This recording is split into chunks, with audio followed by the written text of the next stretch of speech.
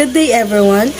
I will discuss today is all about Rizal as an educator, Rizal as an engineer, and Rizal as a scientist.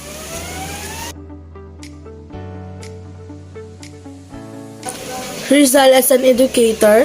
In building the foundation of a nation, education is very essential. It is the very foundation from which one can train and nurture the vital instruments of progress, the citizen, especially the youth.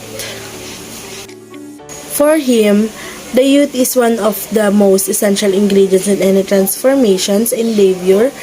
The young people with communication skills and the necessary values who are willing to subordinate their interests for the common good.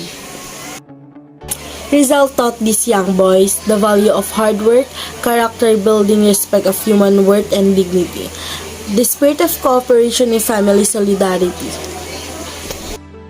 He also taught them various cultural values of the Filipino, example, kaayusan, delikadeza, and palabra de honor. On nationalism, he emphasized concern for national unity and the Filipino tenacity, the pursuit and defense of national ideals.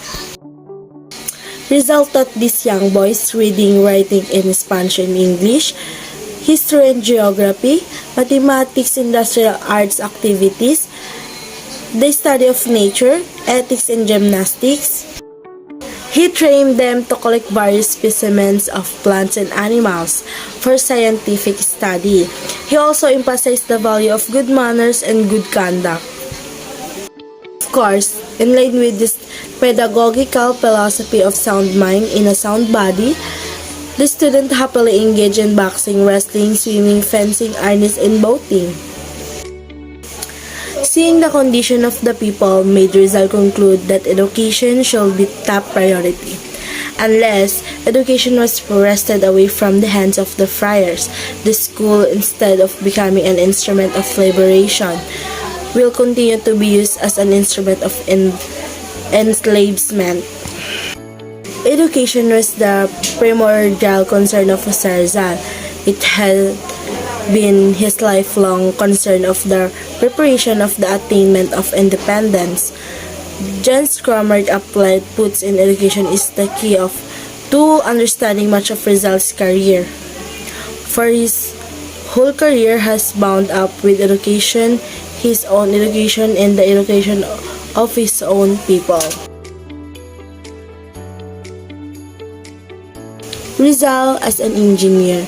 Rizal is a full-fledged surveyor which he obtained from Ateneo and passed the prescribed examination in his desire to know more about engineering. As a field of learning, he read a lot of books about the subject to have a better knowledge about construction's works. Indoors, with superior intelligence, was able to apply his knowledgeable engineering by constructing a system of waterworks and to provide the people in the Pitan clean water.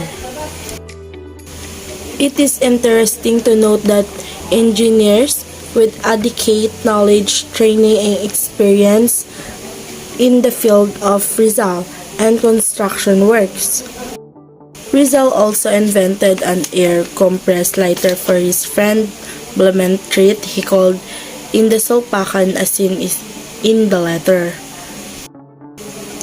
Rizal was a licensed land surveyor before the took up medicine. This training enabled him to engage in civil engineering works. Among his achievements were the dam and waterworks he constructed in the Pitan in 1984 through the help of his pupils. The waterworks were built using stones, cast-off tiles, bamboo pipes, and mortar from burnt coral. He also invented a brick-making machine and the operation of backhoe paste useful for root construction because of its water resistance, fireproof, and lightweight properties.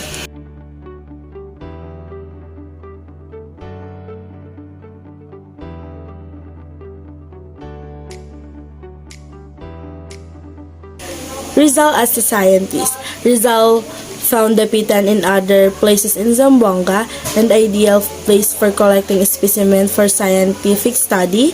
Accompanied by students, they explored the forest and sea coasts, looking for specimens of insects, plants, seashells, and other aquatic leaves. He examined carefully every specimen to find out its potential values.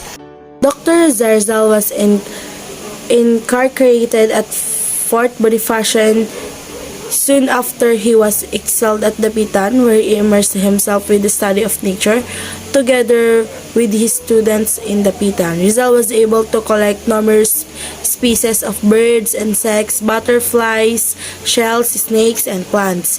His collection of shells was so extensive and was said to be the richest collection in the Philippines at that time. To be exact, the collective was over 340 shells representing more than 200 species.